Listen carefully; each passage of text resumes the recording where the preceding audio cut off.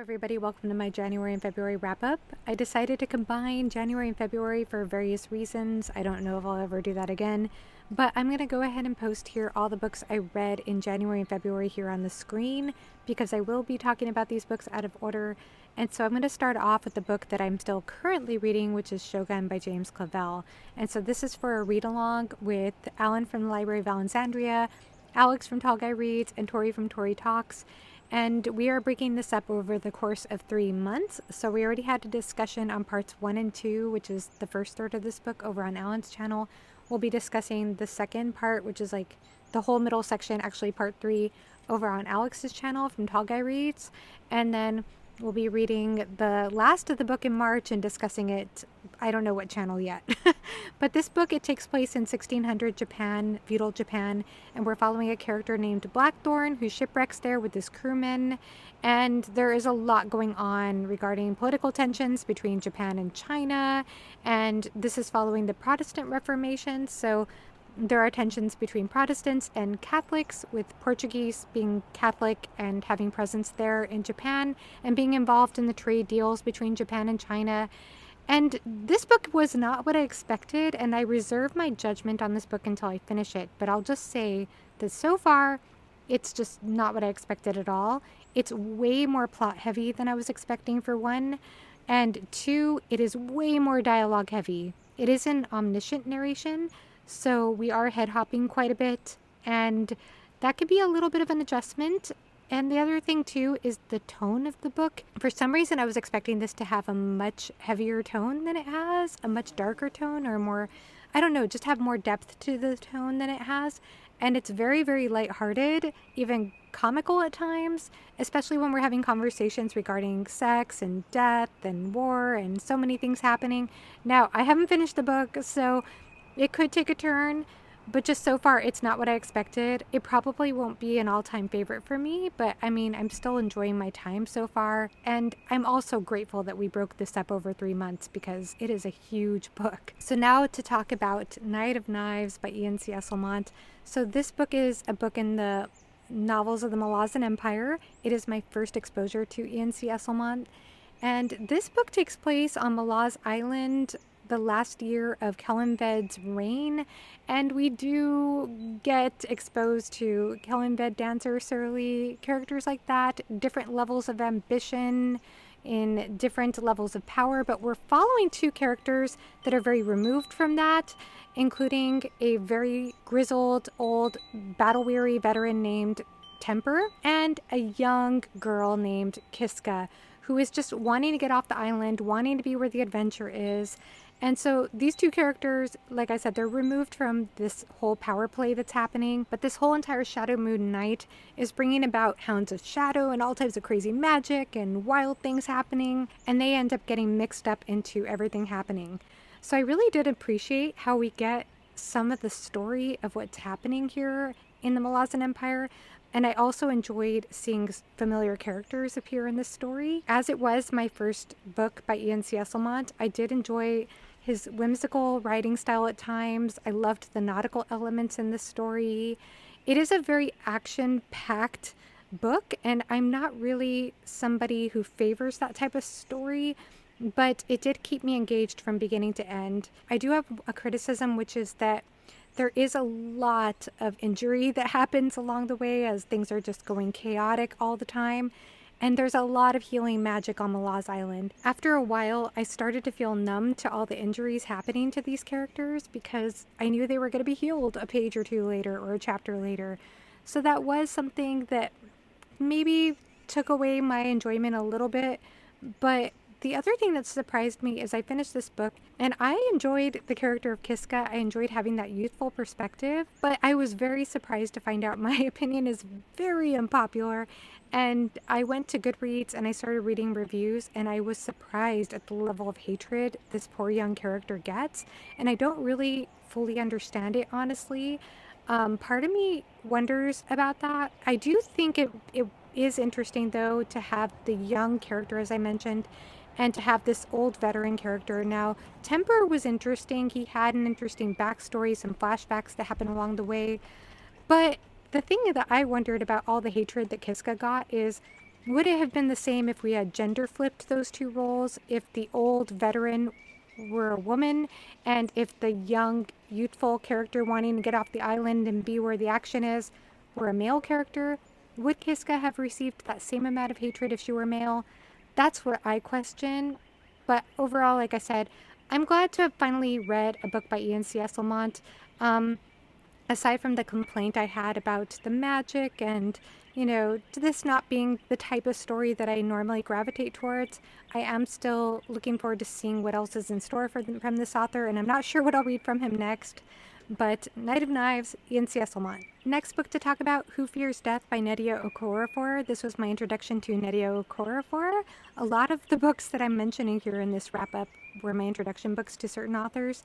But this particular book it takes place in post-apocalyptic Africa and Sudan, and we basically have mass genocide with the tribe, the Okeke and the Nuru clans. The Nuru clan is trying to wipe out the Okeke clan by mass raping the women and killing all of the men, but the survivors, the offspring of these victims, end up being what are called Ewu. And so the character we follow in this story, it's told in first-person narration, is Onye Sonwu, which means who fears death. And she is an Ewu, so her mother was the victim of this rape. And as a result, Onye Sonwu has what is described as sandy skin and hair, so she looks a little different. She's treated as other, and there's a lot of prejudice towards her because she has this as her situation. She is an Ewu, but also she has the gift of magic, and she's seeking an apprenticeship with a sorcerer and trying to fulfill her destiny. So this takes us on a quest journey that goes across the desert, and she takes some friends along the way and somebody who ends up becoming a lover. There is a lot of graphic violence and brutality that happens in this story. Now, it does have female circumcision, and we do not shy away from that. It is a very harrowing depiction of female mutilation. And the other thing too is that I think that it did a good job of sort of flipping some of the typical fantasy tropes. So we have a female messiah in this story and a female sorcerer, whereas the male character is the healer rather than the female being the healer. I also enjoyed how seamless the exposition was. I felt like she got you right into the story in such a smooth way. It felt like it just flowed. And the thing that I think might not appeal to some people though, and that maybe lost me a little bit along the way, were the side characters. Now, this is a personal pet peeve of mine, but when a book or story is intended to be character driven, as this one is, it's in first person narration, I don't like it when the side characters become indistinct. And that very much felt the case for me. There were certain distinctions that our main character told us about the side characters, but the voices, the dialogue, other descriptions of the side characters really didn't stand out to me at all. And there were a lot of messy relationship things that happened on this quest, and I think that those things were appropriate and made sense. It is kind of a coming of age story as well, but it was hard for me to really buy into those things or get invested because of that issue. And the romance that blossoms between Onye Sonwu and this other character was a little difficult for me. I appreciated it on one level because it was complicated, but on the other hand, this male character just frustrated the heck out of me. Now, this has neo-feminist tones to it, and there's a lot of hostility of male characters towards female characters, and it was hard for me to read that without getting really upset sometimes, and maybe that was the intention, but it was hard. It was hard to read at times, and I think the end was interesting.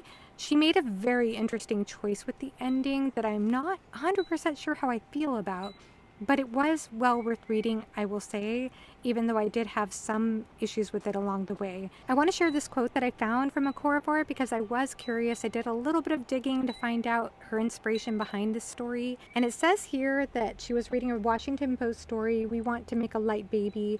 Arab militiamen in Sudan said to use rape as a weapon of ethnic cleansing. I wondered what these children would be like, what their struggles would be, how would they survive, who would they grow up to be, and that's when Onye Sonwu came to me to tell her story." Okorafor adds, "I am not trying to be shocking or exceedingly graphic. Onye Sonwu's story was told to me in just this way, and she is not one to tell lies, embellish, or mince words." And that's something else to mention about this character. is that she is very angry. If you struggled with Rin as a result of that in the Poppy War trilogy, this might be a hard story for you to get into, but I feel like it's very earned in this story. And I also appreciated that while this deals with some very graphic, brutal sexual violence and triggering scenes, I think it was refreshing. That's the wrong word. I think it was nice for me to read this from a female perspective because I'm so used to reading sexual violence and brutality in books, but usually it's from a male author. And not saying that male authors can't treat that matter sensitively, and I've definitely seen it handled in a sensitive way, but I just appreciated that we had a female voice describing these horrific things for once. Another new to me author to talk about is P. DeJolly Clark, and I read The Black God's Drum. I picked this up thanks to my friend Andy Smith, who recommended this a couple years ago. He did a wonderful video on this book, and my friend Charmaine gifted this to me a while back, and I still hadn't gotten to it. And to be honest with you, I put this off and I kept putting it off, and then I forced myself to pick it up because I had room for a couple of short reads at the end of February. And this is only like 90 pages, if that. It's okay, it's a little over that. It's 108 pages, but still, very short read. But I forced myself to pick it up because I thought if I don't pick it up, I'm never going to pick it up. I'm just never going to be in the mood for this. And I was surprised how much I enjoyed it. So while I just complained about the side characters in Who Fears Death, the side characters in this just came off the page. This is an alternate history story that explores if the Confederate States won in the Civil War and New Orleans was a neutral territory. It's a little more complicated than that as you read on in the story, but we follow this character Creeper who lives on the streets, and she wants to get on board of this smuggler airship that has landed. She wants to get away and to explore life. Again, another one of those type of characters, but I loved Creeper. I thought Creeper was a very well realized character, and she also has this secret, which is that she has access to this voice of this god named Oya, and so she ends up being in the sort of right place at the right time, or wrong place at the wrong time, however you want to put it, and she ends up seeing or witnessing the kidnapping of this Haitian scientist. And so this is information that this captain of this airship, this pirate airship, might want to know. So she tries to use that for passage. And it just evolves into a really interesting story. I could have used actually more airship stuff, honestly, but overall, I think it was so well done, honestly. I had been told before that P. DeJolly Clark was great with novellas, and people were not wrong about that.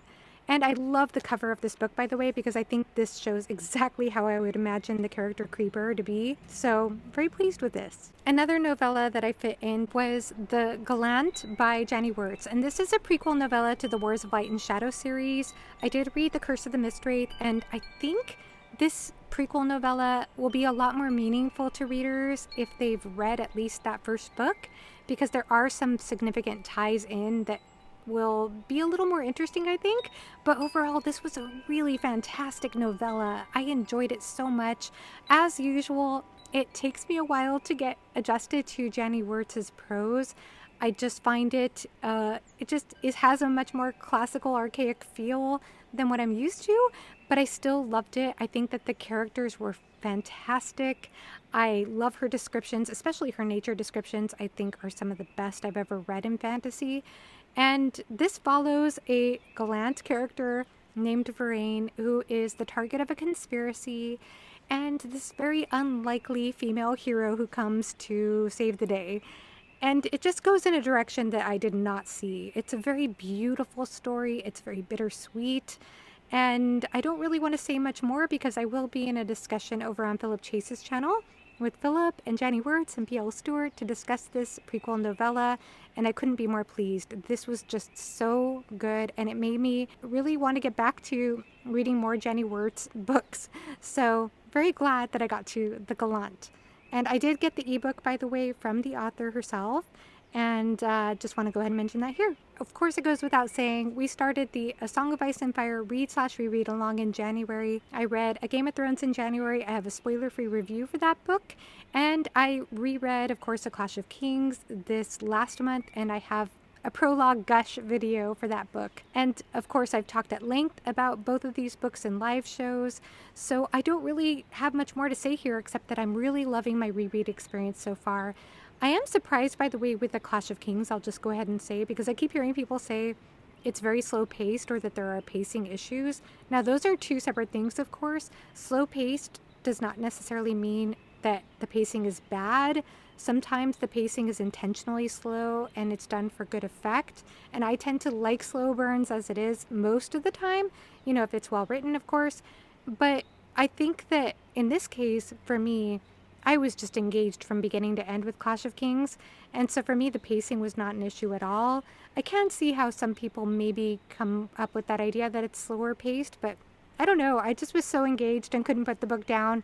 So it's hard to have these sort of pacing discussions when you're so engaged in a book that you're not even really thinking about slowing down your pace as a reader. It's two separate things and it's so confusing to talk about. But anyway, I really enjoyed both books. Going on from here, I also read The Violin Conspiracy. Actually, I listened to the audiobook of this back in January, thanks to Leslie from The Nerdy Narrative and her recommendation. Now, this book is a mystery book, apparently, but really it's an awareness piece about the horrible racism that occurs in the classical musical world. And unfortunately, that's a thing. It's still a thing. And I think that this book very well illustrated how that occurs, as well as the inequity issues that occur due to race in music. And this is about a character who has a Stradivarius. If you don't know, that's a very, very expensive violin, like worth millions of dollars. But anyway, this particular character mysteriously loses his violin, but you get this whole entire backstory of how he comes into classical music in the first place and some of the family tensions that he has as a result of being a classical musician. And a lot of the racism that he experiences, not just microaggressions, but like overt racism. And unfortunately, these events were based on true stories that happened to the author, as he explains in the author's note.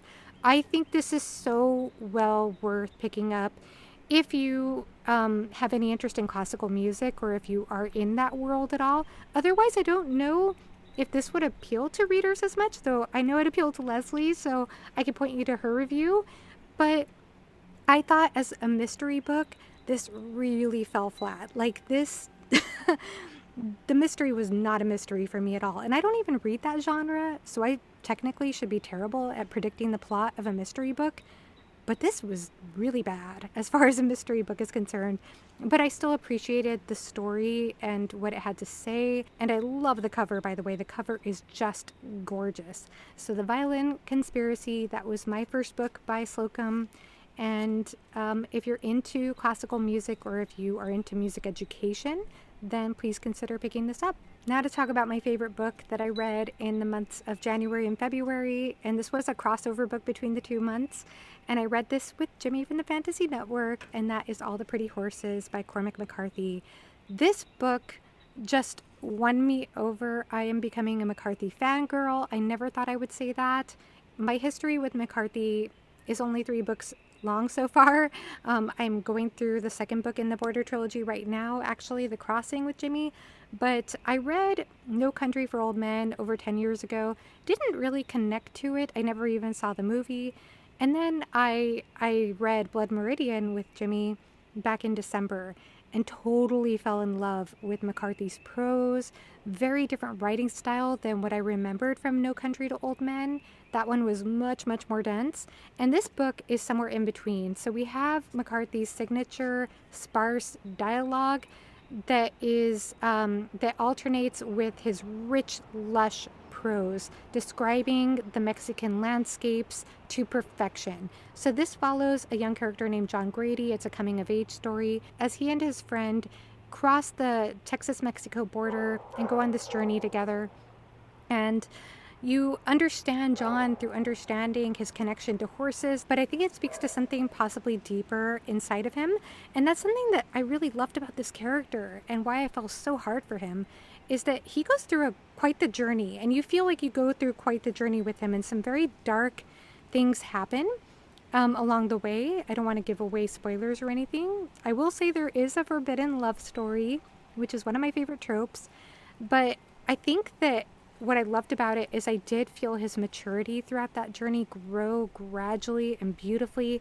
And even though he doesn't talk a lot when there are dialogue sections, through the passages of travel, I felt the depths of his being. I felt like McCarthy captured a depth of being that I deeply, deeply resonated with. I will go ahead and share a passage, and you could skip this in case it's a spoiler. I'll put a timestamp just in case, though I really don't think I'm spoiling much of anything. He felt a loneliness he'd not known since he was a child, and he felt wholly alien to the world, although he loved it still. He thought that in the beauty of the world were hid a secret. He thought the world's heart beat at some terrible cost, and that the world's pain and its beauty moved in a relationship of diverging equity, and that in this headlong deficit the blood of multitudes might ultimately be exacted for the vision of a single flower. Swoon. I love that so, so, so much. I just deeply connected to this story, and I also appreciate the way that he captured what it was like during this time. This is in 1949 in Mexico, in northern Mexico, and just the little details of Mexican people. He captures the cattlemen, the people who are living in poverty, and then he captures the people who are living in rather wealthy circumstances, the hacendado and his beautiful daughter, Alejandra. And the cultural differences, too, that are felt between John Grady and the Mexicans, too. But John Grady, at the same time, he was raised by Mexicans in addition to being a white person. So he knows Spanish fluently. He understands the culture, but he's still not totally accepted into it 100%. There are still differences felt, especially in that household. And the thing that is so beautiful about this story for me, too, is that my dad grew up in Mexico. He's a U.S. citizen because he was born in Texas, but he grew up in Mexico, and he actually grew up on a ranch in Mexico owned by my family, a 20,000-acre ranch. I got to visit a couple of times in my life, and it is one of the most beautiful places I have ever been.